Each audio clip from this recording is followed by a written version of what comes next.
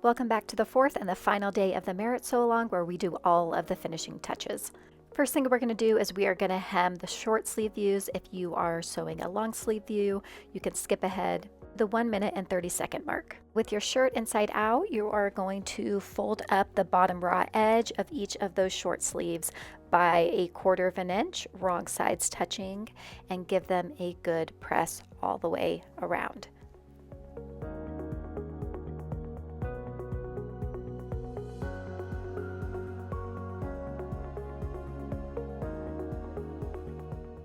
And then you are going to press them up by another inch all the way around, and go ahead and pin that and give that a good press. Now it's obviously kind of a good idea to go ahead and try on your shirt before you hem this, just in case you want to take a little bit of length off the sleeve or make your hem a little bit smaller if you want your sleeve to be a little bit longer. And once that is all pinned and pressed, you're going to go over to your sewing machine and you're going to stitch just inside that folded edge, so add a scant 1 inch all the way around.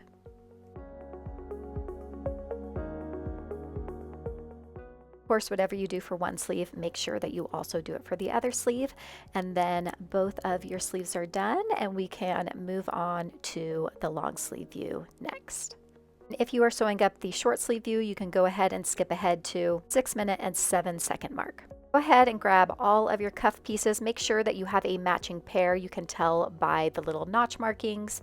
And then of course the cuffs that are interfaced are your main cuffs, and the cuffs that are not interfaced are your cuff facings. So take your 2 cuff facings and you're going to press down a 1/2 inch seam allowance, wrong sides touching, on each of the cuffs along the top edge.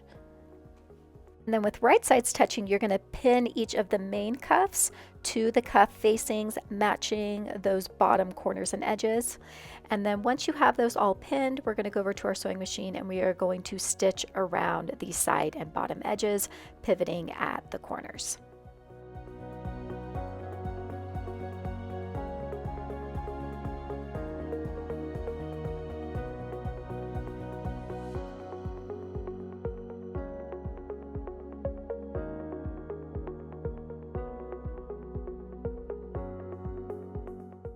Once those are sewn, we're going to trim down the edges, especially at those corners, and then we are going to turn the cuffs each right side out and give them a good press.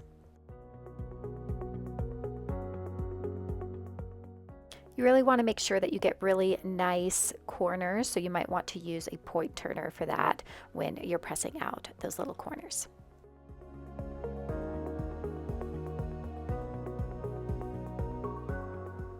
And then we're going to be pinning those cuffs to the bottom of the sleeves.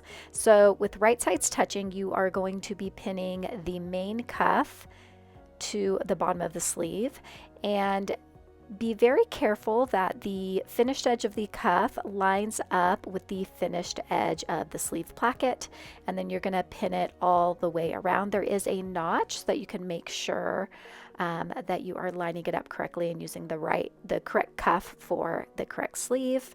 And you are just pinning and going to stitch just through the seam allowance of the main cuff, and you're going to be keeping that folded edge of the cuff facing free.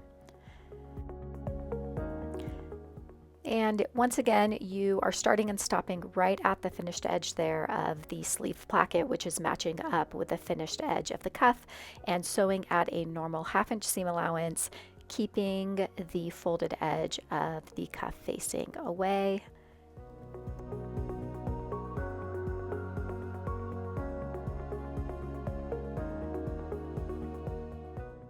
Okay, and this is what it should look like when it is done. Now you are going to want to trim down that seam allowance just a bit.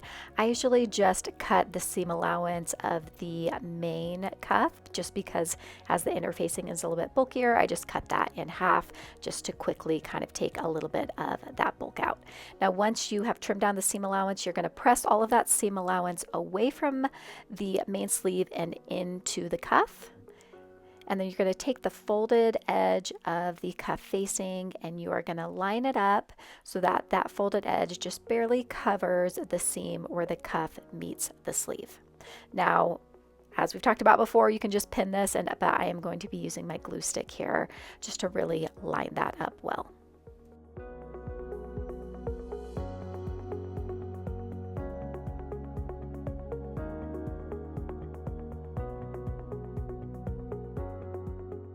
And then from the right side of the cuff, we are going to edge stitch just inside of the cuff along the seam where the cuff meets the sleeve. And then when you're doing this, you are catching the cuff facing that little folded edge underneath.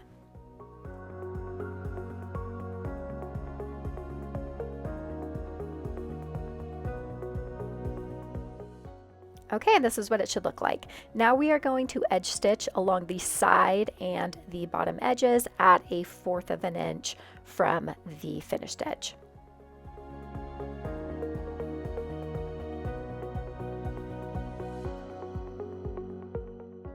Okay, and this is what the cuff should look like at this point.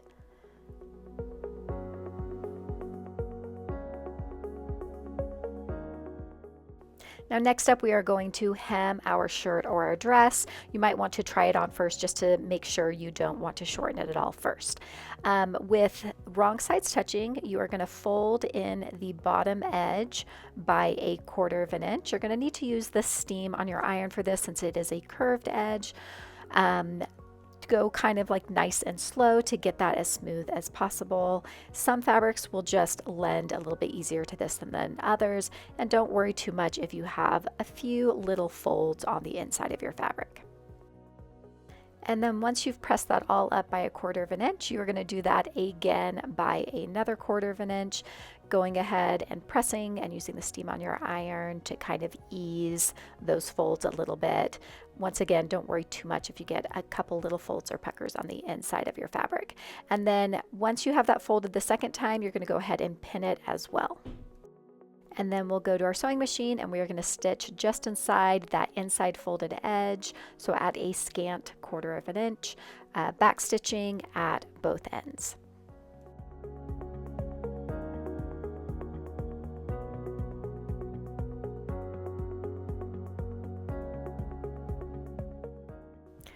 Okay, and this is what it should look like when it's done. I like to go ahead and give it another press and steam at this time just to kind of set those stitches. Next up, we are going to tackle buttonholes and buttons. Now, if you want to, you can go ahead and use the buttonhole guide to space your buttons. You can also just space your buttons according to your own fit that you prefer. If you do this, I do recommend just starting with the chest button and then moving up and down maybe 2.5 to 3.5 inches per button. Also, I just want to say that this buttonhole guide is assuming that you're using 3/8 of an inch buttons. So if you decide to use a smaller or a larger button, just make sure that you adjust the size of your buttonhole accordingly. Your buttonhole should be at least the length of your button plus the depth of your button and maybe a little bit more for wiggle room.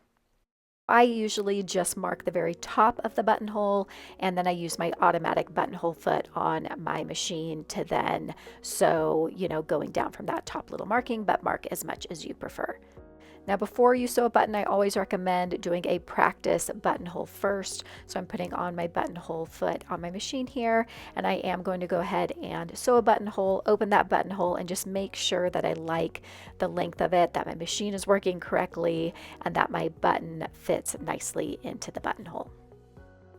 Now, I would say that this worked pretty great, so I'm going to go ahead and start sewing my buttonholes along the right front button placket. And this is the right front when you're wearing it.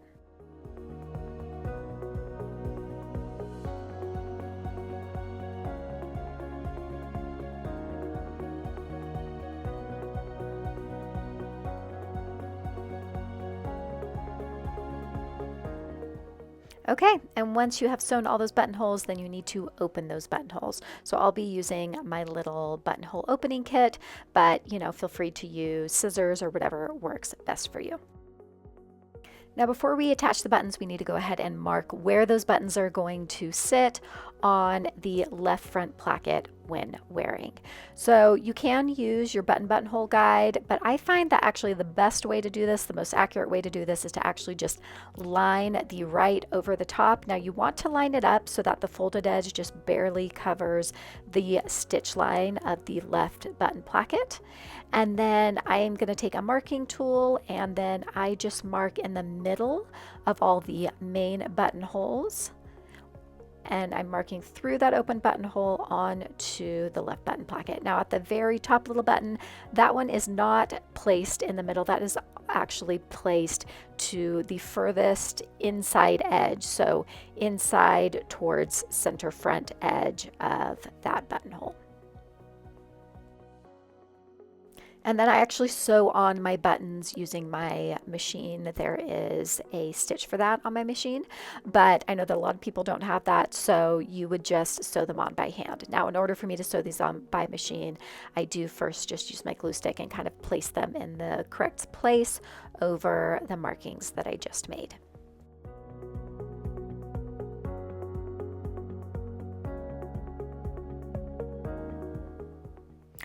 And then now I am just sewing those buttons all on according to the markings.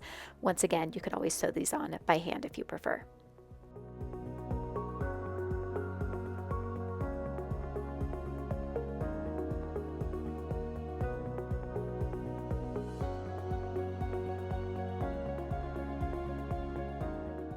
Okay, and if you are sewing up the short sleeve views, so views A or C, you are actually done now that these buttons and buttonholes are done. And then we will continue by just finishing up a few more things, some buttons and buttonholes for views B and D, or the long sleeve views.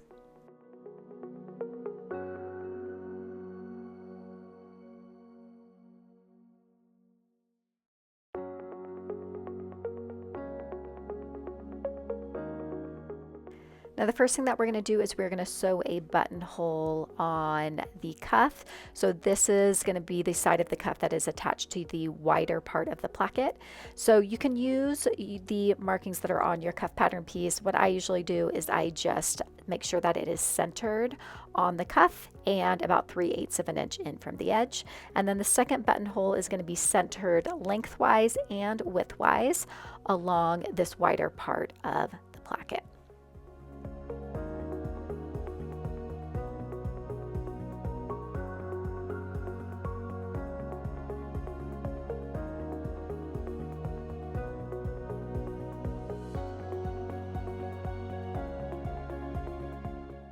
Okay, and this is what it looks like when those buttonholes are all sewn. Make sure you do it for both of your sleeves. And then we are going to need to open those buttonholes up. Once again, I'm going to use the buttonhole opening kit that I have, but you can also use scissors. Now, once those are open, we are going to line up our sleeve, and then we are going to mark through the open buttonhole. So the top one on the sleeve placket is going to be centered, and this bottom one is going to be towards the edge of your buttonhole. And then I'm going to place my buttons accordingly, and then I'll go over to my machine and I will sew on my buttons.